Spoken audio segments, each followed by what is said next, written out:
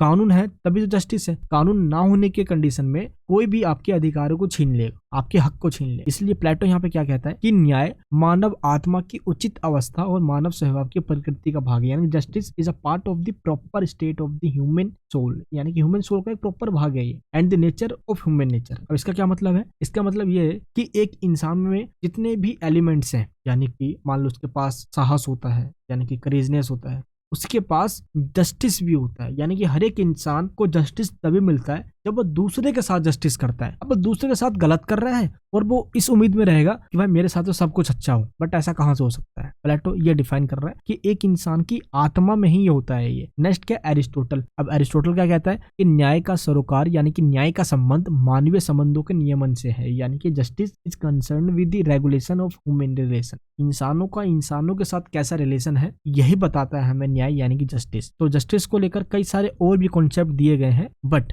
आपको इसमें यही बताना है कि ग्लोबल जस्टिस के ऊपर जो विचार दिए गए हैं या डेफिनेशन दी गई है। देखिए, सबसे पहले अमर्त्य सेन नाम का एक बंदा हुआ जिसने इकोनॉमिक पे अपने काफी सारे विचार दिए कि किस तरीके से इकोनॉमिक डिस्क्रिमिनेशन होता है जब जस्टिस को नुकसान पहुंचता। तो आपको अमर्त्य सेन का नाम यहाँ पे जरूर लिख देना है। एंड दूसरा यहाँ पे है जॉन रोल्स। जॉन रोल्स ने द लॉ ऑफ पीपल्स 1999 के अंदर अपनी एक बुक निकाली इसने, और इसके बाद और एक बुक और निकाली जॉन रोल्स ने, अ थ्योरी ऑफ जस्टिस, जो कि वर्ल्ड में एक ग्लोबल जस्टिस को डिफाइन करता है। एंड इसके बाद ग्लोबल जस्टिस के कई सारे प्रकार बताए गए कि इस तरीके से ग्लोबल जस्टिस होता है, यानी कि दुनिया भर के अंदर वैश्विक न्याय होता है, यानी कि इनके एलिमेंट्स हैं। तो आपको बताना है पहला आधार कौन सा है ग्लोबल जस्टिस का? राष्ट्रवाद के आधार पर, बेस्ड ऑन नेशनलिज्म। देखिए, राष्ट्रवाद के आधार पर जस्टिस तभी होता है जब स्टेट यानी कि देश की सरकार अपने लोगों को नैतिकता, मोरलिटी के आधार पे मदद करती हो, राज्य में रहने वाले लोगों के लिए वेलफेयर की पॉलिसी लेकर आती, उनके कल्याण के लिए काम करती हो। तो यह राष्ट्रवाद के आधार पर है न्याय। दूसरा क्या? यथार्थवाद के आधार पर, बेस्ड ऑन रियलिज्म। अब रियलिज्म क्या कहता है? ये कहता है कि एक राज्य, एक स्टेट या एक देश दुनिया के दूसरे देशों के साथ अपने रिलेशन बनाता है। ये कौन कह रहा है? ये कह रहा है मॉर्गेंथ्यू और केनेथ वोल्डेज। बट वो रिलेशन किसी दूसरे के साथ इसलिए बनाता है क्योंकि उसको उसके साथ रिलेशन बनाने से फायदा होता है। अब मान लो ए ने अगर बी के साथ रिलेशन बनाया है, बी कंट्री के साथ, तो या तो इसका फायदा होने वाला है या ये इससे फायदा निकालना चाहता है। ऐसा ही कोई रीजन होता है तभी जाके ये रिलेशन बनाते हैं। तो इस कंडीशन में जितना भी कर लो आप, जस्टिस नहीं हो सकता। तो यथार्थवाद के अनुसार ये होता है। नेक्स्ट पॉइंट क्या है? विशिष्टतावाद के आधार पर, यानी कि बेस्ड ऑन पर्टिकुलरिज्म। अब इसमें क्या होता है? देखिए, हर एक समाज के अपने कुछ मोरल वैल्यूज होते हैं, और उसी वैल्यूज के तहत क्या होता है कि मान लो कि आसपास में 5-6 कंट्री है, मान लो यूरोपियन कंट्रीज में ब्रिटेन है, फ्रांस है, जर्मनी है, पुर्तगाल है, स्पेन है, स्वीडन है, ये आसपास अगल बगल में कंट्रीज है। अब मान लो इसके लोग यहाँ पे जा सके, यहाँ के लोग यहाँ आ जाए। अब इससे क्या होगा कि अपने कल्चर वगैरह तो लेकर जाते ही हैं, लेकिन अब मान लो कि एक ही जगह पे सारे लोग जा रहे हैं, तो उस देश के अंदर अनएम्प्लॉयमेंट बढ़ जाएगी, एजुकेशन पे बोझ पड़ेगा, हेल्थ, ट्रांसपोर्ट, इन पे भी बोझ पड़ेगा। तो पॉपुलेशन के बढ़ने से दबाव पड़ता है, तो इसका एक नेगेटिव इंपैक्ट भी पड़ सकता है, कई सारी समस्याएं पैदा हो सकती है, सोशल वेलफेयर रुक सकता है। तो ये यहाँ पे कहते हैं कि यहाँ पे जस्टिस नहीं है, हमें अपने देश के ही लोगों को देखना है। नेक्स्ट क्या है? विश्व बंधुत्ववाद के आधार पर, यानी कि बेस्ड ऑन कॉस्मोपोलिटिज्म। एक कॉस्मोपोलिटिज्म में क्या कहते हैं? ये कहते हैं कि पूरे दुनिया को नैतिकता के आधार पर चलना चाहिए। अगर सब मोरल वैल्यूज को मानेंगे तो उस कंडीशन में सभी के साथ जस्टिस होगा, अदरवाइज जस्टिस नहीं हो सकता। नेक्स्ट क्या? राज्यों की परंपरा के आधार, यानी कि based on social of state tradition. अब इसमें क्या है कि देखिए, जो भी स्टेट है वो काम करते हैं अपने प्रॉफिट के आधार पर, वो प्रॉफिट को छोड़कर वो मोरलिटी के आधार पर काम करेंगे, नैतिकता के आधार पर, सभी के लिए वो सही सोचे तो काम सही होगा। बट क्या सच्चाई में ऐसा आज है? बिल्कुल भी नहीं है। तो ये सारी बातें लिखी लिखाई, पढ़ी पढ़ाई या थियोरेटिकल में सही लगती है, रियलिटी में ऐसा है नहीं। ये जो मॉर्गेंथियन ने यहाँ पे कहा कि जो रिलेशन बनाता है आज दूसरे देशों के साथ, तो वो अपने मतलब के लिए बनाता है, मतलब खत्म तो रिलेशन खत्म। तो यहाँ पे ये चीज थोड़ी सी सही लग रही है। रियलिज्म ने ये जो कहा है आज इंसानों के साथ भी यही है। आज आपके साथ कोई दोस्त है या आज कोई आपको मैसेज करता है, देख तो आप कोई सालों सालों भर के बाद आपको मैसेज करता है, तो मैसेज वो आपको इसलिए नहीं कर रहा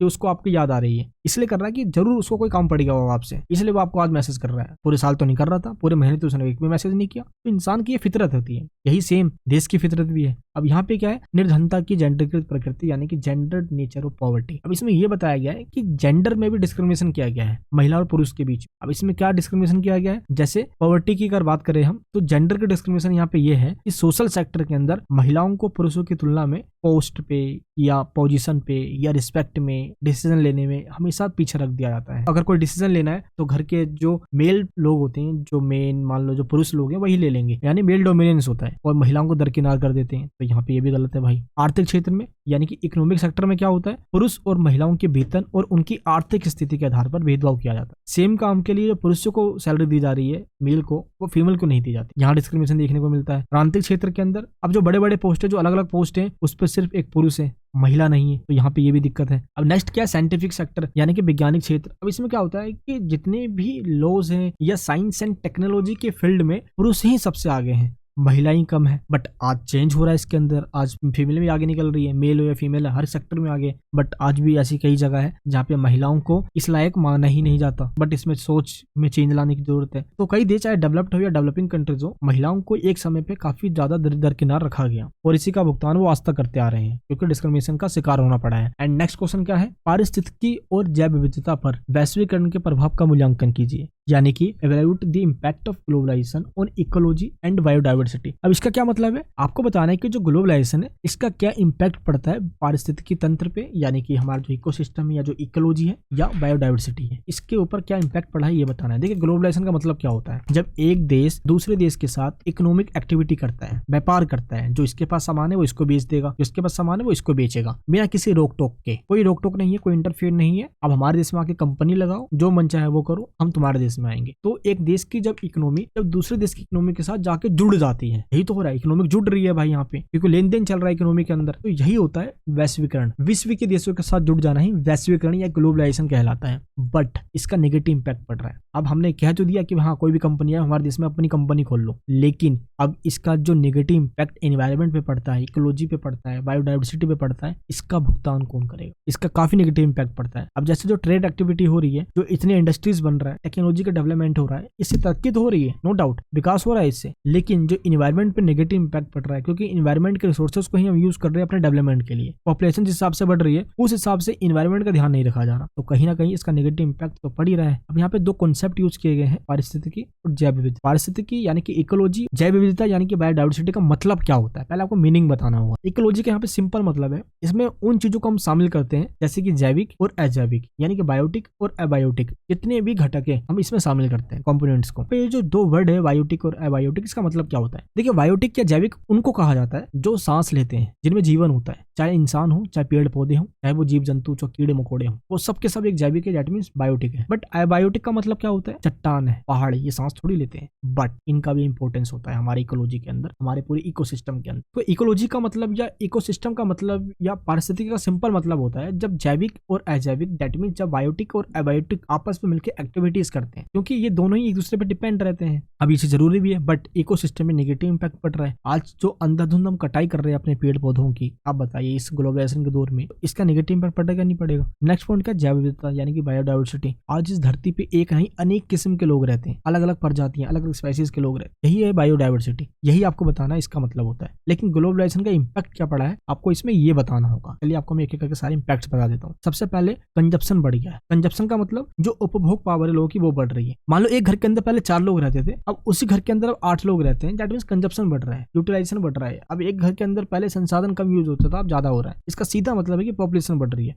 अब पॉपुलेशन बढ़ने का मतलब है फूड चेन पे इंपैक्ट पड़ना। फूड चेन जो हमारा पूरा श्रृंखला है, पूरा एक सर्कल होता है इसका, एंड इकोसिस्टम पे इंपैक्ट पड़ना। अब चाहे हमारे जितने भी रिसोर्सेस हैं, अब वो चाहे वन रिसोर्सेज हो गया हमारा, चाहे जंगल हो गया, चाहे हमारे पानी हो गए, समुद्र हो गया, रिवर का पानी हो गया, साफ पानी हम कहाँ से लाएं? पूरी दुनिया में 1% से भी कम पानी बचा हुआ है। पॉपुलेशन जिस हिसाब से बढ़ रहा है, डेवलपिंग कंट्रीज की हालत इसी वजह से खराब है, क्योंकि डिपेंडेंसी बढ़ रही है। अब ग्लोबलाइजेशन के दौर में क्या हो रहा है कि डेवलपिंग कंट्रीज डेवलप्ड कंट्री यानी जो विकसित देश है उन पे डिपेंड हो चुके। अब इस डिपेंडेंसी की वजह से अगर कोई माल इनको मिलना बंद हो गया, इन डेवलपिंग कंट्रीज के अंदर जो विकास की रहा है, जो विकास की रफ्तार है, ये रुक जाएगी। क्योंकि डिपेंड इतना हो चुके हैं ये, अब अपने देश के अंदर कुछ बनाते नहीं है तो दूसरे देशों से खरीदते हैं। अब चाहे भारत को ही देख लो आप, अब सेमीकंडक्टर अगर हम इंडिया में बनने लग जाए तो कितनी बड़ी बात है बताओ। अब ये छोटी छोटी चीजें चाइना बना रहे हैं बट इनका यूज बहुत ज्यादा है, चीजें बहुत छोटी है, देख लीजिए आप। तो यही चीज आपको इसमें बताना है कि वैश्वीकरण की वजह से इकोसिस्टम का काफी नेगेटिव इंपैक्ट पड़ा है, क्योंकि हम इन्वायरमेंट को बिना ध्यान में रखे हुए हम इंडस्ट्रीज लगा रहे हैं, मशीनें लगा रहे हैं, रिवर्स को गंदा कर रहे हैं, केमिकल्स निकाल रहे हैं, जो धुआं निकाल रहे हैं, ये सब हमारे इन्वायरमेंट को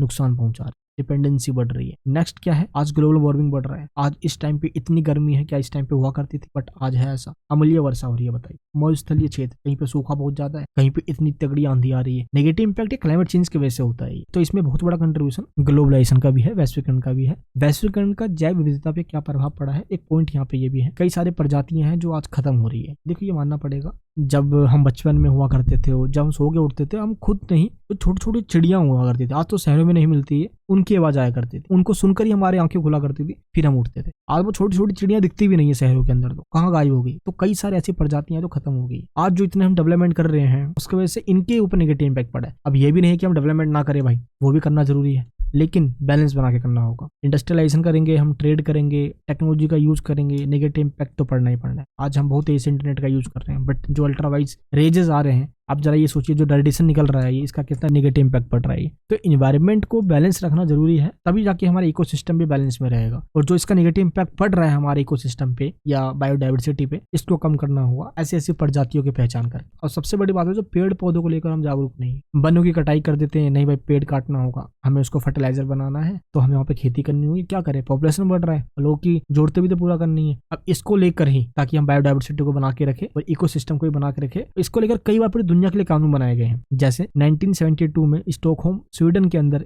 एक सम्मेलन हुआ और यूएनओ के द्वारा इसमें यह कहा गया कि हम बायोडाइवर्सिटी को लेकर सचेत हैं और इसको लेकर पूरी दुनिया काफी जागरूक फैलाएगी ताकि इसमें काम हो सके। नेक्स्ट पॉइंट में क्या कहा गया, वन्य जीव संरक्षण यानी कि 1975 और जैव विविधता 1992। इसके अंदर सतत विकास यानी कि सस्टेनेबल डेवलपमेंट की बात की गई। क्लाइमेट चेंज रिलेटेड जेनेवा के अंदर जो कॉन्फ्रेंस हुआ 1979 के अंदर, ये फर्स्ट टाइम ऐसा हुआ था जब क्लाइमेट चेंज के ऊपर बात की गई। नेक्स्ट क्या है, 1992 का जो रियो डी जेनेरियो में सम्मेलन हुआ था, जिसको रियो सम्मेलन, पृथ्वी सम्मेलन, पर्यावरण में विकास से संबंधित सम्मेलन, कई अलग नामों से जाना जाता है। इसके अंदर पहली बार ऐसा हुआ कि जैव विविधता यानी कि बायोडाइवर्सिटी के ऊपर बात की गई। किस तरीके से अलग जो प्रजातियां हैं वो लुप्त हो रही है, वो नष्ट हो रही है, इनकी प्रजातियों को बचाना होगा। इवोल्यूशन में कहा जा सकता है कि आज जो टेक्नोलॉजी निकल के आ रही है, आज जो हम ट्रेड कर रहे हैं, इतनी अंधाधुंध तरीके से हम विकास कर रहे हैं, बट एनवायरनमेंट को नेगेटिव इंपैक्ट पहुंचाते हुए, इसमें जागरूकता फैलाने की जरूरत है। नेक्स्ट क्वेश्चन है, एक व्यक्ति का स्वतंत्रता सेनानी दूसरे का आतंकवादी है, आतंकवाद को कभी जायज ठहराया जा सकता है? यानी कि one persons freedom fighter is another's terrorist, can terrorism ever be justified? यानी कि आपसे इस क्वेश्चन में कहा जा रहा है कि मान लो एक देश का एक ऐसा पर्सन है जो उसके लिए तो फ्रीडम फाइटर है जहां पे वो लड़ रहा है, बट दूसरे के लिए वो आतंकवादी है। क्या सच में ऐसा होता है? और इसके आधार पर कभी आतंकवादी को सही ठहराया जा सकता है या नहीं? इस पूरे क्वेश्चन में आपको ये बताना है। आप इस क्वेश्चन के पहले नेचर को समझो। इस क्वेश्चन में आपको डायरेक्ट कहा जा सकता था कि आप टेररिज्म को बताइए, यानी कि आतंकवाद का मतलब बताइए, लेकिन ये इस क्वेश्चन को इस तरीके से घुमा के आपसे पूछ रहे हैं ताकि आप भी कंफ्यूज हो जाओ। ये सीधा साधा सा क्वेश्चन आपको घुमा कर दिया जा रहा है और यही आपको समझना होगा। ये क्वेश्चन का पैटर्न चेंज कर देंगे, पूछने का तरीका चेंज कर देंगे, बट लिखना आपको आतंकवाद ही होगा, ये ध्यान रखना। तो इसी टाइप के क्वेश्चन को रिलेवेंट टॉपिक से बनाकर दे सकते हैं। मान लो करंट में कोविड-19 आया, तो कोविड-19 का दुनिया पे क्या इंपैक्ट पड़ा, क्या ग्लोबलाइजेशन के दौर में कोविड-19 का इंपैक्ट पड़ा या नहीं पड़ा? तो इस टाइप के भी क्वेश्चंस आ जाएंगे, तो आपको प्रिपेयर रहना है। लिखना वही है जो आपने पढ़ा हुआ है। कोविड-19 पे आ गया तो कोविड-19 को बताइए और ग्लोबलाइजेशन को डिफाइन कर दीजिए। तो ये चीज आपको ध्यान रखना है, क्वेश्चन को इस तरीके से ही दे रहे हैं। तो इस क्वेश्चन में चलिए हम जानते हैं पहले, क्या सच में एक व्यक्ति जो एक देश के लिए फ्रीडम फाइटर है वो दूसरे के लिए आतंकवादी होता है? क्या ये सही है, गलत है? चलिए हम समझते हैं। देखिए, एक व्यक्ति का स्वतंत्रता सेनानी दूसरे का आतंकवादी है, इस पूरे लाइन का एक अलग पर्सपेक्टिव है, यानी कि अलग अलग नजरिया है लोगों को देखने का। अगर आप देखोगे, एक व्यक्ति जो अपने देश की आजादी के लिए लड़ रहा है, तो वो तो अपने देशवासियों के लिए एक फ्रीडम फाइटर है, वो तो अपने देशवासियों के लिए हीरो है। जैसे भगत सिंह जी, कितने फ्रीडम फाइटर भारत के अंदर हुए, ये तो हमारे देश के लिए हीरो थे। लेकिन ये जिसके खिलाफ लड़ रहे हैं, जिसके अगेंस्ट में ये लड़ रहे हैं, ये उनके लिए आतंकवादी होते हैं, क्योंकि ये उनको आतंकवादी तो समझते हैं। तो अंग्रेज क्या समझते थे भगत सिंह जी को, कि भाई भगत सिंह तो आतंकवादी है, बट क्या सच में ऐसा था? अब यहाँ पे इस क्वेश्चन को आपको आतंकवाद पे लेकर आना है। आतंकवाद तो कभी भी जायज जायज ठहराया नहीं जा सकता। आतंक का तरीका अलग अलग होता है। आज का जो ये आतंकवाद का ये जो वर्ड हम यूज करते हैं वो इसलिए करते हैं क्योंकि आतंकवाद सिर्फ हिंसा करते हैं और हिंसा के द्वारा अपने बातों को मनवाते हैं। अब उनके पास जायज तो होगी नहीं। अब मान लो उनके बंदों को सरकार ने पकड़ रखा है तो सरकार से छुड़वाने के लिए भी वो प्लेन हाईजैक कर लेते। अब बताइए कहां से सही है। तो एक टाइम पे एक फ्रीडम फाइटर को आतंकवादी माना गया। जैसे एग्जांपल के लिए नेल्सन मंडेला अपने देश के लिए लड़ रहे थे क्योंकि साउथ अफ्रीका के अंदर अपार्थाइड की पॉलिसी के तहत हमने देखा काले और गोरों के बीच में भेदभाव किया गया। तो नेल्सन मंडेला को अंग्रेजों यानी कि गोरे चमड़ी वाले लोगों ने एक आतंकवादी समझा। तो क्या सच में ऐसा था? भाई वो अपने देश के लिए हीरो है। अब आप जिसके अगेंस्ट में बोल रहे हो आपको वो हीरो थोड़ी बोलेगा, वो तो आपको आतंकवादी बोलेगा। यही हो रहा था उस टाइम पे। आज आतंकवादी की जो डेफिनेशन है वो ये नहीं है। अब यहाँ पे ये जो सेंटेंस यूज किया गया है कि एक व्यक्ति का स्वतंत्रता सेनानी दूसरे का आतंकवादी है, ये किसी राइटर ने अपनी बुक में लिखी थी, वहीं से उठाकर आपको एक क्वेश्चन बनाकर दे दिया गया है। आपको बस यही समझना होगा। अब ये किसने बनाकर दिया है ये देखिए। एक आदमी जो आतंकवादी है वो दूसरे का फ्रीडम फाइटर भी हो सकता है। ये लाइन का है 1976 में ब्रिटिश एक राइटर थे गेराल्ड सेमूर। इन्होंने अपनी बुक के अंदर ये लाइन यूज किया था। इनकी एक बुक है हैरिस गेम, इस बुक से ही ये लाइन उठाया गया है और ये उठाकर दे दिया गया। अब बताओ भाई इसका मतलब। अब आपको आया समझ में? अब कई सारे स्टूडेंट्स को इसके बारे में नहीं पता होता। लास्ट ईयर ये क्वेश्चन आया हुआ है, ये आंसर गलत लिख के आ गया। इसलिए आपको बेसिक नॉलेज तो होनी ही चाहिए। अब हैरिस गेम के अंदर क्या कहा इन्होंने? इनका मतलब ये था कि हिंसक कार्यों में शामिल व्यक्तियों या कोई भी पूरी कम्युनिटी, उनका मकसद चाहे जो भी हो, उनका मकसद के आधार पर उनको आतंकवादी ही माना जाता है। क्योंकि आतंक वर्ड ही एक नेगेटिव वर्ड है। आतंक फैलाना, आप खुद सोचिए, खून खराबा करना, आतंक एक वर्ड नेगेटिव वर्ड है। बट इन्होंने कहा कि आतंकवाद अलग व्यक्ति, अलग समूह और अलग अलग लोगों के लिए एक अलग अलग पर्सपेक्टिव हो सकता है। जैसे मैंने आपको बताया एग्जांपल के लिए नेल्सन मंडेला को हीरो माना गया बट दूसरे लोग उनको आतंकवादी माने। भगत सिंह जी को हमारे देशवासी आज भी हीरो मानते हैं, उस टाइम भी हीरो मानते थे, अंग्रेज उनको आतंकवादी माने। तो ये यहाँ पे आपको बताना है कि हाँ, इस केस के अंदर अलग अलग लोगों का नजरिया हो सकता है, लेकिन क्या आतंकवाद को जायज ठहराया जा सकता है या नहीं? अगर इस पे हम बात करें तो सबसे पहला पॉइंट तो यही है कि जायज किस केस में ठहराया जा सकता है। अब मान लो अगर आपके अधिकारों का ही वॉयलेंस हो रहा है, जो राइट्स आपको दिए गए हैं वो राइट्स आपसे छीन लिया जा रहा है और आपकी कोई सुन ही नहीं रहा, तो उस केस में आप क्या करोगे? या तो अपनी बातों को आप रखोगे सामने, आपको जो पॉसिबल लगेगा वो आप सब कुछ करोगे। लेकिन इस केस के अंदर आपके राइट्स का वॉयलेंस हो रहा है, कानून का सहारा लेकर भी ये काम कर सकते हो, लेकिन खून खराबा करने का तरीका ही आतंकवादी में काउंट किया जाता है। ये आपको ध्यान रखना है। अब यूएनओ के जो सेक्रेटरी है, महासचिव यानी कि एंटोनियो गुटेरस, इनके द्वारा कहा गया कि आतंकवाद को किसी भी हालत में उचित नहीं ठहराया जा सकता। अब समय आ गया है, आज का ये जो समय है ये बता रहे हैं, क्योंकि वो पहले का टाइम तो रहा नहीं कि भाई अपने देश के लड़ रहे हैं, फ्रीडम फाइटर हैं। आज अपने देश के नाम पे भी लोग दूसरे में आतंकवाद फैलाते, तो अंतर्राष्ट्रीय व्यवस्था में इसका नेगेटिव इंपैक्ट पड़ता है। आज आतंकवाद को किसी भी तरीके से सही नहीं ठहराया जा सकता। ये अलग अलग लोगों के विचार भी है और ये जायज भी है। आतंकवाद के नेगेटिव आउटकम निकल कर आते हैं। पहला, ये इलीगल है, ये गैर कानूनी काम कर, ये कानून को फॉलो करके काम करते ही नहीं है। अब मान लो अगर आपके साथ कोई गलत भी हो रहा है कि नहीं भी सुनी जा रही है, तो कानून का सहारा लीजिए ना भाई। सच्चाई की जीत तो होती ही है। कानून में तो देर है बट अंधेर तो नहीं है। आम लोगों के अंदर बट हिंसा फैलाया जाता है आतंकवाद के नाम पे, ये सरासर गलत। इसलिए आतंकवाद क्या करता है? ये विनाश करता है। आप देखोगे कई देशों के अंदर जो आतंकवाद से पीड़ित रहे हैं, चाहे सीरिया, इराक, ईरान होंगे, इन देशों के अंदर या तमाम ऐसे देश जहाँ पे आतंकवादियों ने अटैक किया है, वहाँ पे क्या असर हुआ है? खून खराबा होता है, आम लोग मारे जाते हैं और सरकार पे दबाव बनाने के लिए ये सब किया जाता है, प्लस दुनिया को दिखाने के लिए। क्योंकि देखिए जहाँ पे भी शांति रहेगा काम कैसे चलेगा? अब आपको लगता है कि अमेरिका, ये रसिया या तमाम जो वेस्टर्न कंट्री है ये दुनिया में शांति चाहते हैं भाई? क्योंकि ये भी अगर आतंकवाद को लेकर कोई मीटिंग हो रही तो पार्टिसिपेट होते हैं। देखिए अमेरिका क्यों चाहेगा कि दुनिया में शांति रहे? आप खुद सोचिए जरा। वो तो चाहेगा वॉर होते रहे, लड़ाई झगड़े होते रहे। अमेरिका तो हथियार बनाता है, अगर शांति रहेगी तो हथियार कहाँ से बिकेगा? अब क्योंकि डॉक्टर भी तो चाहेगा कि लोग बीमार हो, तभी तो उसके पास आएंगे इलाज करवाने के लिए, तभी तो उसका खर्च चलेगा भाई। सेम यही कंडीशन यहाँ पे भी है। अमेरिका अपने हथियारों का बहुत बड़ा जखीरा सप्लाई करता है और इसलिए चाहता है ये भी दुनिया में शांति ना बनी रहे। देखिए आप अभी अक्सर लड़ाई झगड़े होते रहते हैं, अगर शांति हो गई तो इनका हथियार नहीं बिकेगा। अगर दुनिया में शांति रहे, युद्ध होते रहे तो इनका बिजनेस चलेगा। तो युद्ध और आतंकवाद आज एक बिजनेस है, ये समझना होगा। यहाँ आतंकवादी घटनाओं के कुछ दुष्परिणाम है यहाँ पे जो बताया गया है। जान माल की यहाँ पे हानि होती है, लोगों की जान चली जाती है, डर का माहौल बना रहता है। सेकंड पॉइंट हमारा क्या है? फियर एंड एंग्जाइटी बनी रहती है। आर्थिक प्रभाव, इकोनॉमिक इंपैक्ट काफी नेगेटिव पड़ता है। देश की जो संसाधन है, रिसोर्सेज है, इसका तो नुकसान होता ही होता है। साथ ही जो देश में इकोनॉमिक डेवलपमेंट है ये रुक जाता है। आप देख लीजिए पाकिस्तान का क्या हाल हुआ पड़ा है आज। राजनीतिक अस्थिरता यानी कि पॉलिटिकल इंस्टेबिलिटी, एक पॉलिटिकल रूप से जो गवर्नमेंट होती है वो स्टेबल हो ही नहीं पाती। आतंकवाद या तो उसको परेशान करेंगे या जो भी पॉलिसी बनाएंगे, जो सिक्योरिटी के लिए जो भी वो बदलाव करेंगे, आतंकवाद होने नहीं देंगे। मिलिट्री का भी वहाँ पे इन्फ्लुएंस हो जाता है। पाकिस्तान को देख लीजिए आप। तो इन्हीं सब चीजों की वजह से नेगेटिव इंपैक्ट पड़ता है आतंकवाद का। सामाजिक विभाजन और ध्रुवीकरण, सोशल डिवीजन एंड पोलराइजेशन। अब इसका क्या मतलब होता है? देखिए मान लीजिए एक बंदा है ये जिसका नाम है ए और ये एक आतंकवादी है। आतंकवादी क्यों है? क्योंकि ये खून खराबा कर रहा है, दहशत फैला रहा है, मारकाट कर रहा है और अपने मंसूबों को अंजाम देने के लिए या अपने रिलीजन को स्प्रेड करने के लिए किसी चीज को भी अंजाम दे सकता है, चाहे बम फोड़ना पड़े, सब कुछ कर सकता है। और जब ये ए बंदा कुछ ऐसा कर देता है, मान लो बी बंदा भी अगर कोई ऐसा कर देता है, इस घटना के बाद क्या होता है अब ये बंदा जिस भी कम्युनिटी से बिलोंग करता है, मान लो इसका धर्म जो भी हो, तो उस धर्म को टारगेट किया जाता है या उस धर्म के सभी लोगों को कहा जाता है कि भाई इस धर्म के लोग तो आतंकवादी ही होते हैं, भाई इस धर्म के लोग तो नफरत फैलाते हैं। तो इस घटना की वजह से सोशल डिवीजन होता है। आतंकवादियों के मजहब से यानी उनके धर्म से लोगों में नफरत फैलाई जाती है और कहीं ना कहीं इसका इम्पैक्ट सोसाइटी पे पड़ता है, सोसाइटी टूटने लग जाती है। तो इस प्रकार कंक्लूजन में कहा जा सकता है आतंकवाद का चाहे रूप जो भी हो, इसका इम्पैक्ट नेगेटिव ही पड़ता है और आतंकवाद को किसी भी तरीके से आज जायज नहीं ठहराया जा सकता, इसका नुकसान ही होता है। नेक्स्ट क्वेश्चन है अंतर्राष्ट्रीय आतंकवाद क्या है? इसका मुकाबला करने में राज्यों और अंतर्राष्ट्रीय समुदायों को किन चुनौतियों का सामना करना पड़ता है, यानी कि what is international terrorism, what challenges do states and the international community face in combating it. आपको इसमें यही बताना है कि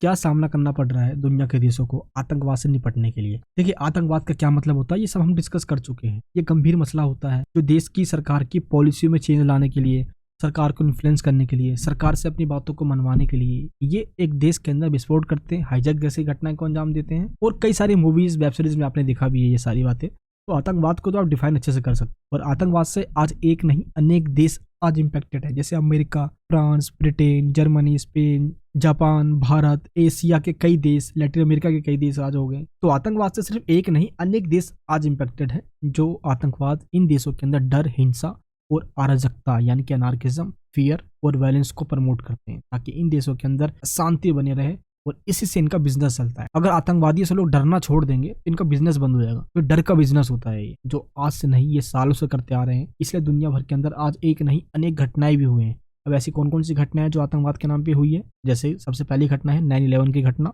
जो कि 2001 में अमेरिका में होती है। 11 सितंबर का दिन था और अमेरिका में WTO की बिल्डिंग पे किस तरीके से अलकायदा नामक आतंकवादी संगठनों ने अटैक कर दिया। 19 आतंकवादी तो मारे गए जिन्होंने अटैक किया था, लेकिन 3000 अमेरिका के लोग भी मारे गए जो कि अलग अलग देशों से बिलोंग करते थे। इतनी बड़ी मात्रा में लोग मारे गए। ओसामा बिन लादेन को इसका जिम्मेदार ठहराया। ओसामा बिन लादेन ने इसकी जिम्मेदारी ली और बाद में वो भी मारा गया। नेक्स्ट क्या, 26/11 की मुंबई की जो हमला हुई भारत के अंदर 2008 के अंदर, ये भी दिल दहला जाने वाली घटना थी। पाकिस्तान से कुछ आतंकवादी भारत के अंदर आ गए और भारत की जो इकोनॉमिक कैपिटल है यानी कि मुंबई पे हमला कर दिया और होटलों, हॉस्पिटलों में, रेलवे स्टेशन को इन्होंने अपना निशाना बनाया और फाइनली जाके कई सारे सैकड़ों बेगुनाह लोगों की जान चली गई। तो आतंकवादी अपनी बातों को मनवाने के लिए बेगुनाह लोगों को मारते हैं। आप खुद सोचिए जरा एक बार, यही आतंकवादी आज किसी भी रूप में आपके आसपास भी हो सकते हैं किसी भी तरीके से, बट इनको अपना आतंक फैलाना होता है। बोस्टन मैराथन बम विस्फोट जो कि 2013 में हुई। अब ये बोस्टन नामक जगह पे हुई थी घटना, इसलिए इसको बोस्टन मैराथन बम विस्फोट कहा जाता है। अब हुआ क्या था, एक रेस थी यानी एक दौड़ थी। अब उस रेस के अंदर एक मैराथन होने वाला था, जिसका मतलब ये हुआ कि जो खिलाड़ी हैं अब उनको भागकर उस लाइन को टच करना था। अब जो लोग रेस कर रहे हैं होता ना, उनका जो एंड पॉइंट है वहां पे, अब ये जो रेसर हैं जो मैराथन में शामिल है, अब वहां तक ये पहुंच के जहां तक इनको पहुंचना है, इनको इस लाइन को टच करना था। बट घटना क्या हुई, दो भाई थे, दोस्कर और तमरलान जोरनेव। अब इन्होंने क्या किया, इन दोनों भाइयों ने एक प्रेशर कुकर में बम को रखकर इसी लाइन पे जहां पे जो पहले पहुंचेगा जीत जाएगा, वहां पे इन्होंने बम रख दिया। फाइनली ये बम फट गया और 3 लोगों की वहीं पे मौत हो गई और 200 से ज्यादा लोग घायल हो गए। अब इस तरह की घटना आतंकवादी अंजाम देते हैं। एंड ब्रिटिश सैनिक की गला काट कर हत्या कर देना, ब्रिटिश सोल्जर्स की थ्रोट स्लिट कर दिया गया था, जो इंसिडेंट हुआ 2013 के अंदर, ये भी एक आतंकवादी घटना था। 22 मई 2013 का दिन था। अब हुआ क्या, लंदन में अफ्रीकन मुस्लिमों के द्वारा ब्रिटिश जो सैनिक हैं, जो सोल्जर हैं, गला काट कर उनकी हत्या कर दी गई। अब यही चीज लंदन को भेजा गया, ब्रिटेन को भेजा गया, जो कि एक आतंकवादी ही घटना थी। और इस तरीके से एक नहीं अनेक आतंकवादी घटनाएं दुनिया भर के अंदर होती रही है और अभी भी चल रही है। और इसी आतंकवाद को आज जायज नहीं ठहरा सकता और आतंकवाद से निपटने के लिए सभी देशों को एक होना पड़ेगा। बट एक हो ही नहीं पाते, क्यों? क्योंकि इसको लेकर भी कई सारे चैलेंजेस हैं। अब वो सारे चैलेंजेस कौन कौन से, चलिए पॉइंट टू पॉइंट बताता हूँ आपको मैं। पहला पॉइंट क्या है, संयुक्त गठबंधन निर्माण की चुनौती, यानी कि बिल्डिंग जॉइंट अलायंस चैलेंज आता है। इसमें क्या आता है, देखिए आपसी जुड़ा भी नहीं है। अब इंडिया पाकिस्तान का कभी जुड़ा हो सकता है, आप खुद सोचिए जरा एक बार। एक देश जो शांति बुद्ध गांधी का देश है और एक देश जो ओसामा बिन लादेन का देश है, एक देश जो कसाब को पालता है, एक देश जो आतंकवादियों को सरगना है, एक देश जो आतंकवादियों को पनाह देता है। अब उस देश से हम क्या ही उम्मीद कर सकते। तो दुनिया भर के अंदर आज प्रॉब्लम यही है, आपसे जुड़ा भी नहीं है, क्योंकि कुछ देशों के द्वारा आतंकवादियों को प्रमोट किया जा रहा है। और यही है पाकिस्तान की भी सच्चाई। इसलिए साउथ एशिया के अंदर भी आपसी विश्वास ना होने की वजह से भी कोई भी मजबूत गठबंधन या कोई मजबूत अलियांस या दोस्ती यारी बनी नहीं पाती है। नेक्स्ट क्या है, सीमा सुरक्षा की चुनौती, यानी कि बॉर्डर सिक्योरिटी चैलेंज। ये सब हम जानते हैं कि चाइना हमारे बगल में बैठा पड़ा है, पाकिस्तान बैठा पड़ा है, ये आए दिन हमारे बॉर्डर के लिए थ्रेट बने हुए हैं, ये कब सीज फायर कर देते हैं, कई आतंकवादी हमला हो जाते हैं। आज आप ये वीडियो देख रहे हो, इसके 2 दिन पहले भी कोई घटना हुई होगी, आज इस वीडियो के बाद 4 दिन बाद कोई घटना हो जाए, यानी घटना आए दिन ये अंजाम देते रहते हैं। भारत का जम्मू कश्मीर का मामला मामला इतना सेंसिटिव बना रखा था इन्होंने, सालों सालों भर यहाँ पे अशांति बनी रहती थी, पत्थर फेंके जाते थे, कई घटनाएं यहाँ पे देखी जाती थी। तो कहीं ना कहीं यहाँ पे जो देखोगे तो जो बॉर्डर का जो मामला होता है ये हर देश के लिए सेंसिटिव होता है। बट जो उनके पड़ोसी देश है अगर वही आतंकवाद को प्रमोट करेंगे, वही हमारे देश के अंदर आतंकवादियों को भेज देंगे, तो यहाँ से आतंकवादी को समर्थन मिल जाएगा। अब इससे क्या होगा, खुद सोचिए शांति कहाँ से बन पाएगी। नेक्स्ट पॉइंट क्या है, गोपनीयता और जासूसी की चुनौती यानी कि प्राइवेसी की चैलेंजेस। अब इसमें क्या होता है, देखिए आतंकवाद जासूसी करते हैं, आज साइबर अटैक काफी ज्यादा हो रहे हैं, तो साइबर स्पेस का ये यूज करते हुए आतंकवादी अटैक करते हैं, दुनिया का डेटा हैक कर लेते हैं, जिस भी देश पे इनको अटैक करना है। तो डेटा की भी लड़ाई आज आतंकवादी की लड़ाई हो गई है, ये डेटा चुरा के आतंक फैला सकते हैं, किसी की भी प्राइवेसी को ये लीक कर सकते हैं। तो आज ये भी एक बहुत बड़ा ही सोचने वाला मुद्दा बन चुका है। संगठन की क्षमता में कमी यानी कि lack of capacity of the organisation challenges. कोई ऐसा ऑर्गेनाइजेशन है ही नहीं दुनिया में, वर्ल्ड में शांति बनाए रखने के लिए यूएनओ को बनाया भी गया, बट यूएनओ में ही ऐसे कई देश शामिल है जो आतंकवाद, जो टेररिज्म को प्रमोट कर रहे हैं। आप पाकिस्तान को ही देख लीजिए, जनरल असेंबली जो है यानी कि जो महासभा है यूएनओ की, यूएनओ के मेन जो 6 बॉडी है उसमें जो सबसे अपर हाउस है जो जनरल असेंबली है, महासभा, आप देखिए पाकिस्तान उसका ही मेंबर है, लेकिन पाकिस्तान के द्वारा आतंकवाद को प्रमोट किया जाना, चीन उसका मेंबर है बट चीन का पाकिस्तान को साथ देना। आप ऐसे कई सारे देशों को देखोगे जो यूएनओ में है बट डायरेक्ट और इनडायरेक्ट वो आतंकवाद को प्रमोट कर रहे हैं। तो ऐसे में एक मजबूत संगठन कहां से बन पाएगा, और आतंकवादियों को तो सपोर्ट मिलेगा ही मिलेगा। तो कंक्लूजन में कहा जा सकता है कि दुनिया के देशों को एक होना पड़ेगा, और आतंकवाद बेशक एक देश को मजा आ रहा है लेकिन दूसरे देश के आम लोग मारे जा रहे हैं, नेगेटिव इंपैक्ट पड़ रहा है। संतुलन बना के रखना पड़ेगा, तभी शांति को बढ़ावा दिया जा सकता है, बट इसके लिए आपसी विश्वास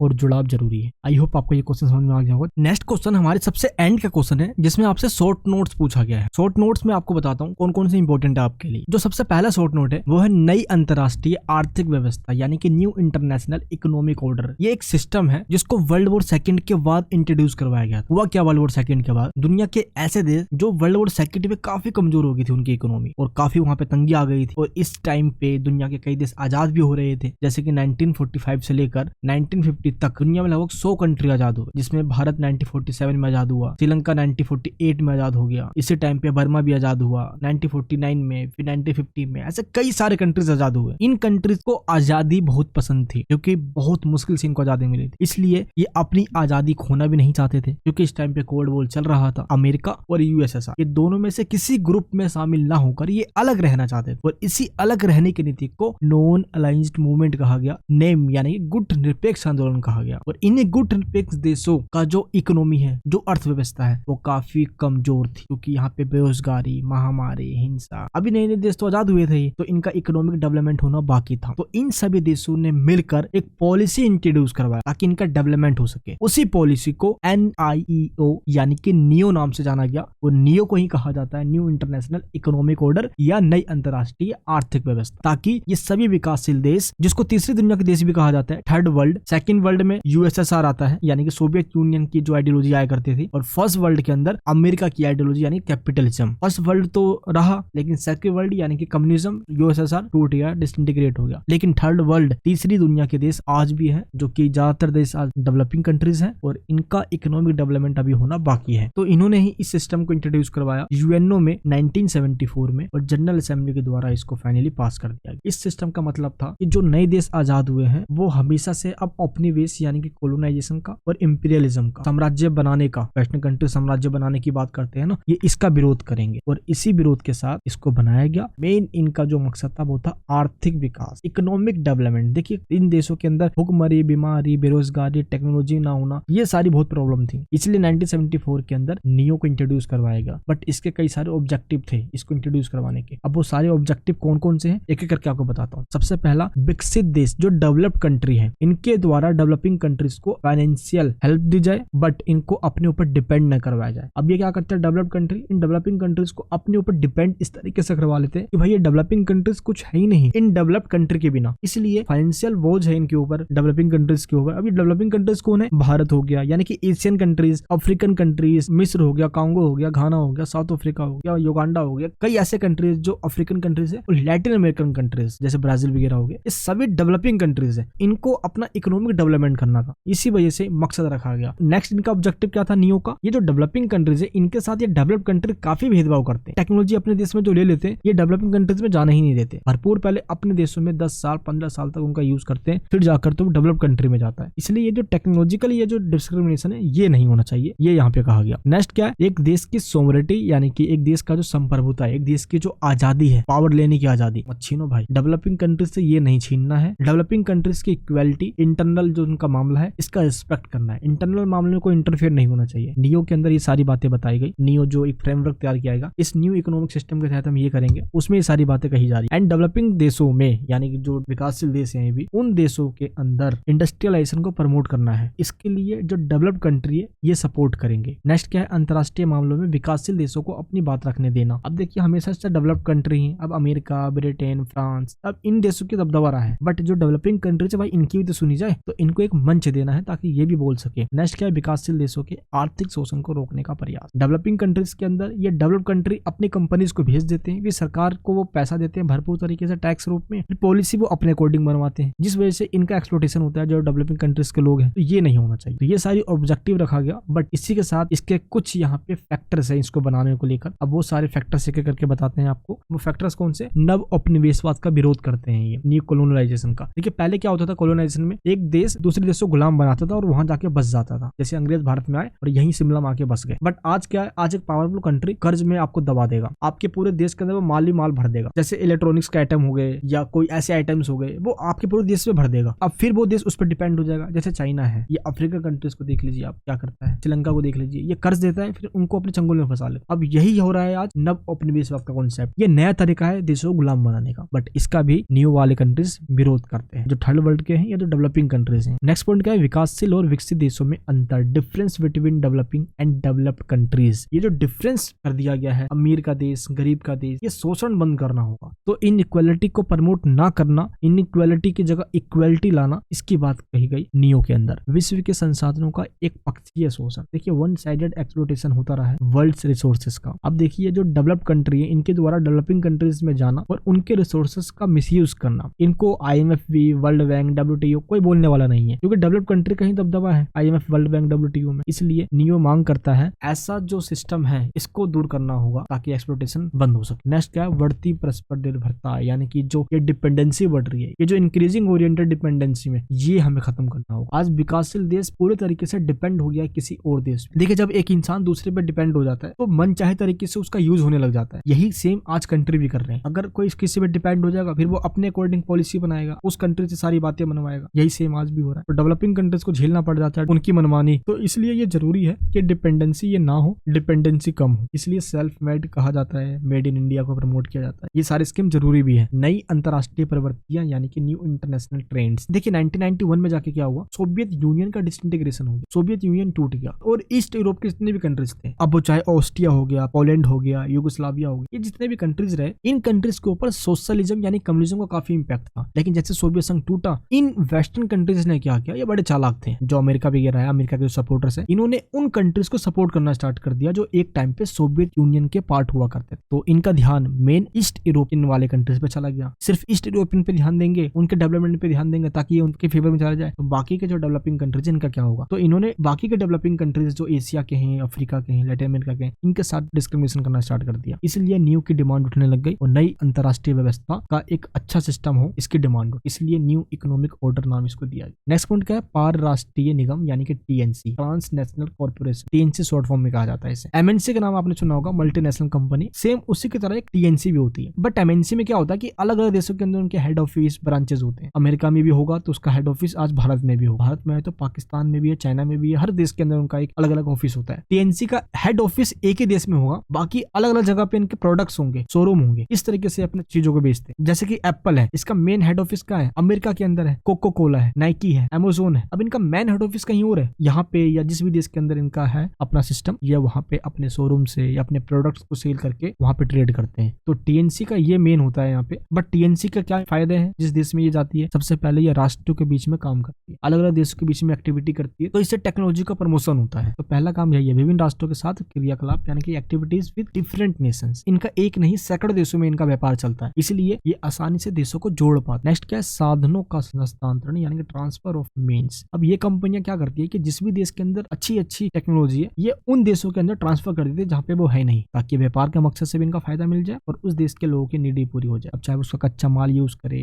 अब वो चाहे टेक्नोलॉजी का यूज करे, ये ट्रांसफर इस तरीके से ही करते हैं। विभिन्न देशों में मित्रतापूर्ण संबंध, friendly relations in different countries. अब ये क्या करते हैं कि अगर व्यापार करना है, इनको पता है, देखो व्यापारी का मतलब क्या होता है, मीठा मीठा बोलेगा। देखना कभी दुकानदार पे जाओगे आप, हाँ जी बाबूजी आइए, अरे बहुत अच्छा माल है, अरे बाबूजी बहुत अच्छा है, वो इस तरीके से बोलेगा। तो ये टेंसी भी यही करते हैं, जिस भी देश में जाएंगे फ्रेंडशिप बना के रखेंगे। दुनिया में चाहे जो मर्जी होता रहे, उसको कुछ भी बोलता हो, लेकिन आपसे बाबूजी करके ही बोलेंगे। इसका मतलब ये हुआ कि फ्रेंडशिप रिलेशन बनाना चाहते हैं हर एक कंट्री के साथ, क्योंकि जिस भी कंट्री के अंदर अगर आप देखोगे कि कोई रिलीजन पे या किसी और टॉपिक पे कोई स्टेटमेंट दे दिया जाता है तो नेगेटिव इंपैक्ट पड़ता है। अभी इंडिया में कुछ दिन पहले जोमेटो ने ऐसे ही कुछ किया था, एक पर्टिकुलर रिलीजन के लोगों को हट कर दिया गया था, जिसका काफी विरोध हुआ। ट्विटर पे भी ट्रेंड चला, यानी कि एक्स पे काफी ट्रेंड चला, तो इसका आपको पता होना चाहिए। इसलिए ये टीएनसी क्या करते हैं, फ्रेंडशिप रिलेशन बना के रखते हैं। मुद्रा प्रसार में योगदान, देखो अगर आप किसी भी कंपनी में या टीएनसी के अंदर आप लेन देन करते हो तो ये आपकी देश की करेंसी को प्रमोट करते हैं। अमेजोन तो अमेरिकन कंपनी है, आप अमेजोन पे कुछ खरीदते हो तो क्या डॉलर में खरीदते हो? नहीं, इंडियन करेंसी में खरीदते हो। इससे हमारे देश की करेंसी का प्रमोशन मिलता है, ये इसका एक फायदा होता है यहाँ पे। अब नेक्स्ट पॉइंट क्या है, ब्रिक्स। अब ब्रिक्स का क्या मतलब है, जैसे अभी देखा हमने नियो, डेवलपिंग कंट्रीज का एक पूरा परफॉर्मा है, वो डेवलपिंग कंट्रीज के द्वारा ही इंट्रोड्यूस करवाया गया एक पॉलिसी है, जो सिस्टम है। सेम इस तरीके से ब्रिक्स भी है। ब्रिक्स को पहले ब्रिक कहा जाता था और ये 4 देशों के द्वारा बनाया गया था 2006 में न्यूयॉर्क में। वो 4 देश है, ब्राजील, रसिया, इंडिया और चाइना। बट 2010 में साउथ अफ्रीका भी इसमें शामिल हो गया। फिर टोटल इसके अंदर 5 देश शामिल हो गए और इसका नाम ब्रिक्स हो गया। और आज इसमें कई देश शामिल होने में इंटरेस्ट दिखा रहे हैं, जैसे मिस्र हो गया, इथोपिया हो गया, ईरान, संयुक्त अरब अमीरात, यूएई, कई देश इसमें शामिल होना चाहते हैं क्योंकि डेवलपिंग कंट्रीज का एक मंच है। चले जानते हैं इसके क्या क्या मेन ऑब्जेक्टिव है। देखिए अमेरिका और वेस्टर्न कंट्रीज का जो हेजेमनी है पूरे दुनिया में, जो वर्चस्व है, ये उनके वर्चस्व से निपटने और उनके वर्चस्व को कम करने के लिए ही ये आपस में एक आए हुए पड़े हैं, ताकि अमेरिका का वर्चस्व ना कायम हो पाए, वरना अमेरिका अपनी मनमानी करेगा। नेक्स्ट पॉइंट का सदस्य देशों के बीच आपसी लाभ और सहयोग को बढ़ावा। जितने भी कंट्रीज इसमें शामिल है ब्रिक्स के अंदर, ये आपस में बेनिफिट्स और कोऑपरेशन के बीच में काम करते हैं, ताकि ब्रिक्स के सभी देशों को आपस में प्रॉफिट हो सके, बेनिफिट्स हो सके। एंड आपसी प्रतियोगिता से बचना, ये सोचते हैं हमेशा से कि जो ब्रिक्स के कंट्री आपस में कंपटीशन ना करे, बल्कि एक दूसरे का सहयोग करे। कंपटीशन नहीं, कोऑपरेट करना है हमें। एंड ब्रिक्स के देश आपस में क्लाइमेट चेंज पे, टेररिज्म पे, world trade and atomic energy, इन सब जैसे मुद्दों पे बात करते हैं, ताकि दुनिया के अंदर टेक्नोलॉजी को प्रमोट किया जा सके। और ब्रिक्स में शामिल जितने भी देश हैं वो सभी रीजनल सिक्योरिटी की बात करते हैं। अपने देश और अपने देश के आसपास के जो देश हैं हमेशा उनमें शांति रहे, वरना कोई कांड किसी पड़ोसी देश में होता है उसका इंपैक्ट हमारे देश में पड़ता है। तो ब्रिक्स के कंट्री चाहते हैं आसपास के देशों में भी शांति बनी रहे। अब इनका मेन मकसद क्या है, जियोपॉलिटिक्स। जियोपॉलिटिक्स यानी कि भू राजनीति। भू राजनीति में क्या है ना कि अमेरिका, रूस और चीन ये आज दबदबा बनाना चाहते हैं अपना, इसीलिए भारत भी इसमें शामिल है। अब भारत इसमें शामिल है तो ये बैलेंस बन जाएगा, क्योंकि रूस और चीन और भारत ये तीनों ही ब्रिक्स के मेंबर हैं। इस वजह से बैलेंस बनकर रहेगा। पावर का बैलेंस बनाना जरूरी है,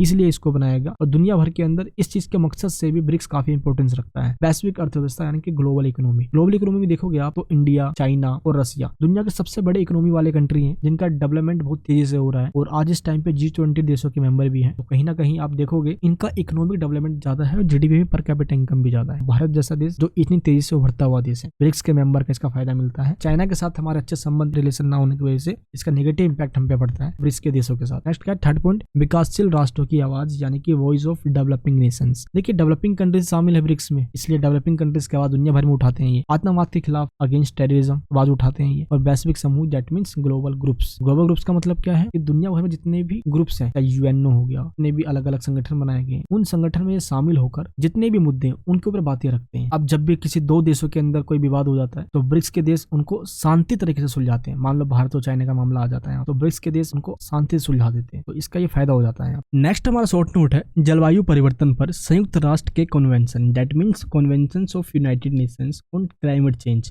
क्लाइमेट चेंज पर अब तक जितने भी यूएनओ के द्वारा कॉन्फ्रेंस किए गए हैं उन सब के बारे में बताना है आपको पहले बताना है कि करवाता कौन है ये। देखिए United nation climate change global climate action, ये एक एजेंसी है यूएनओ की, जिसको कहा जाता है UNFCCC यानी कि CCC, जलवायु परिवर्तन पर संयुक्त राष्ट्र फ्रेमवर्क कन्वेंशन। इसके ही द्वारा अलग अलग एरियाज पे देशों में यूएनओ के एजेंसी के रूप में क्लाइमेट चेंज के ऊपर कन्वेंशन या डेट मींस कॉन्फ्रेंस किए जाते हैं। इसमें सबसे पहला कॉन्फ्रेंस हुआ है रियो पृथ्वी शिखर सम्मेलन 1992 में। रियो अर्थ समिट कहा जाता है इसको। 3 जून से लेकर 13 जून 1992 तक चलता है ये। ब्राजील की कैपिटल रियो डी जनेरियो में ये कॉन्फ्रेंस होता है, जिसको अर्थ समिट कहा जाता है। और इसके अंदर क्लाइमेट चेंज के ऊपर बात की जाती है। जितने भी क्लाइमेट चेंज के ऊपर हुए बस आपको उसी के नाम बताने हैं। सेकंड क्या है, वर्ल्ड जनादेश 1995, that means one year mandate 1995 में होता है ये। और इसमें भी कन्वेंशन ऑफ पार्टीज के रूप में क्लाइमेट चेंज के ऊपर बात रखी गई थी। एंड नेक्स्ट है क्योटो प्रोटोकॉल, जो कि 1997 में हुआ। भारत ने भी इसके ऊपर सिग्नेचर किया। क्योटो प्रोटोकॉल भी जापान के एक क्योटो शहर में हुआ था, इसलिए इसको क्योटो प्रोटोकॉल कहा जाता है। और ये 11 दिसंबर 1997 को हुआ। इसका मेन मकसद भी क्लाइमेट चेंज ही था। क्लाइमेट चेंज जैसे मुद्दे पे बात करना ये कितना चिंता का विषय हो गया है, कितनी तेजी से तापमान बढ़ता जा रहा है। और आज का तापमान आप देख सकते हो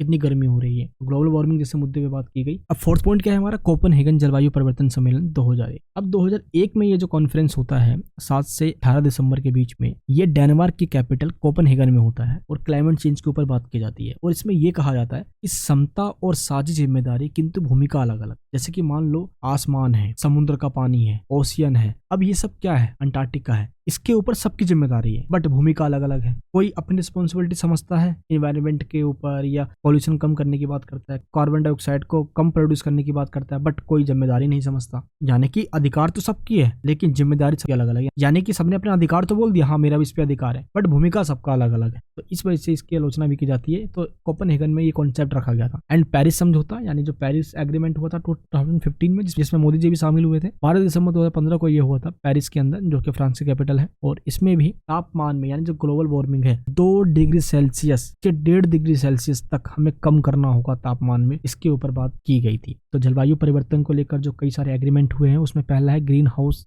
गैस कम करने को, जो CO2 है इसको कम करने की बात की गई। तकनीकी और वित्तीय सहायता, टेक्निकल एंड फाइनेंशियल सपोर्ट देने की बात की गई, जो फाइनेंशियल रूप से कमजोर कंट्री है, यानी डेवलपिंग कंट्रीज को। और उत्सर्जन व्यापार, यानी कि हमें ट्रेडिंग को प्रमोट करना है, लेकिन इसके साथ हमें एनवायरनमेंट को नुकसान नहीं पहुंचाना है। क्लाइमेट चेंज जैसे मुद्दे पर भी बात करनी है। रिपोर्टिंग और अंतर्राष्ट्रीय समीक्षा रिपोर्टिंग की गई, और इंटरनेशनल रूप से रिव्यूज किया गया, ताकि क्लाइमेट चेंज जैसे मुद्दे के ऊपर कोई नेगेटिव इंपैक्ट ना पहुंचे, ग्रीन हाउस गैसेस को कम की जाए, हम अंधाधुंध विकास के दौड़ में एनवायरनमेंट को नुकसान ना पहुंचाए, डिसबैलेंस ना कर। कंक्लूजन में कहा जा सकता है यूएनओ के द्वारा ऐसे एक नहीं अनेक ऐसे कॉन्फ्रेंस किए गए हैं क्लाइमेट चेंज के ऊपर। तो यहाँ तक आपके सारे क्वेश्चन खत्म हो जाते हैं। बट इससे पहले मैंने लास्ट ईयर इस वाले वीडियो को अपलोड किया है, तो इस वाले वीडियो को जरूर देख लेना आप। जो क्वेश्चन मैंने इस वीडियो में नहीं बताया, वो मैंने इस वाले वीडियो में बता दिया है। तो इन दोनों वीडियोस को देखने के बाद आपके सारे कॉन्सेप्ट क्लियर हो जाएंगे। आई होप आपको मैंने जितने भी क्वेश्चंस बताए विद आंसर के साथ ये समझ में आ गए होंगे। इस वीडियो को देखने के बाद आपको नोट्स को जरूर डाउनलोड कर लेना है। नोट्स में जितने भी क्वेश्चन दिए गए as it is same question आपके एग्जाम में आएंगे, और वही क्वेश्चन आपको लिख कर आना है जो आंसर मैंने अपने आपको नोट्स में दिया है। उसमें सिलेक्टेड क्वेश्चन है, उसमें उतना ही पढ़ना होगा जितना आपके एग्जाम में आएगा, ज्यादा नहीं पढ़ना। लिंक है डिस्क्रिप्शन बॉक्स में, जैसे आप क्लिक करोगे आपके सामने ये वेबसाइट ओपन हो जाएगी। आपको जो भी नोट्स चाहिए सिंपल आप उस पर क्लिक कीजिए, वाई नाउ पे क्लिक करके इसको डाउनलोड कर लीजिए। ये नोट्स हमारे न्यू है, जो कि न्यू एजुकेशन पॉलिसी के तहत बहुत अच्छे और बेहतरीन तरीके से इसको बनाया गया है, जो आपके बहुत काम। 15 से 20 मिनट में आप इस पूरे नोट्स को रीड कर सकते हो। ये इतना आसान है जो आपकी बहुत हेल्प करेगा। ये लास्ट सेमेस्टर है, थोड़ा सा मेहनत कर लीजिए, अच्छे परसेंटेज आ जाएंगे। आगे एंट्रेंस के बिना ही आपका मेरिट में नाम आ जाएगा और मास्टर्स में एडमिशन भी हो जाएगा। ये वीडियो कैसे लगी नीचे कमेंट बॉक्स में बताना, और इस वीडियो को प्लीज सभी जगह शेयर करना। चैनल पे नए हो तो प्लीज सब्सक्राइब कर दीजिए। ये रेड बटन दबाना आपके लिए बिल्कुल फ्री है, लेकिन इससे हमारी बहुत हेल्प होती है और मोटिवेशन मिलती है। मिलूंगा आपसे नेक्स्ट वीडियो के अंदर। अपना प्यार और सपोर्ट बनाए रखें। जय हिंद, जय भारत।